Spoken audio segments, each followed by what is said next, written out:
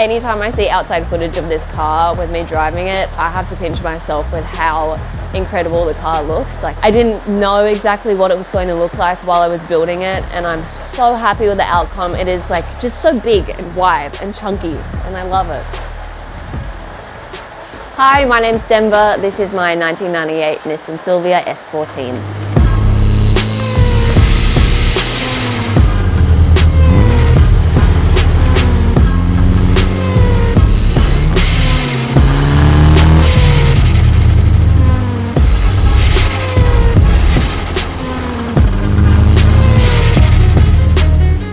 So what made me buy the S14? I actually am lucky enough to have a sister who has an S14 as well, and she kind of let me drive her car when I was on my red Ps. So I learned how to drive manual really in her S14.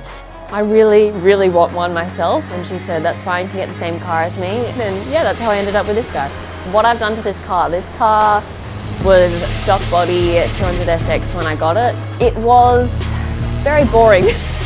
So what I did, I decided that I was going to fix some of the rust on the car. Stripped off some of the paint, found some more rust, and then I stripped off some even more paint, and I found that there had been a big collision, probably about that big, where the rear quarter was dented in. So let's cut out the fenders and do a wide body. Well, let's not just do a wide body, let's do a molded wide body. Took it around to my work, and I spent a solid 3 months building the car, molding 55mm rear fenders, 45 on the front, and on airbags. Low, big, and slow.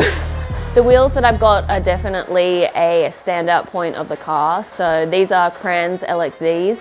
Now, I still get a lot of enjoyment out of it being such a stock car. I know a lot of people think it's kind of Ryco spec, which is okay, but I have drift cars. What's next for the car? I don't really have any plans at the moment, to be honest. I'm kind of focusing more on the drift side of things and the show car side of things for now. I'm not in any rush to do anything else crazy to it at the moment. So I have an S13 as a drift car. It's a car that I'm really building from the inside out. It's not nice to look at like this thing is, but it's been really good to just learn and do things myself. I've taken the engine apart and put it back together, which is really surreal for me to have that work.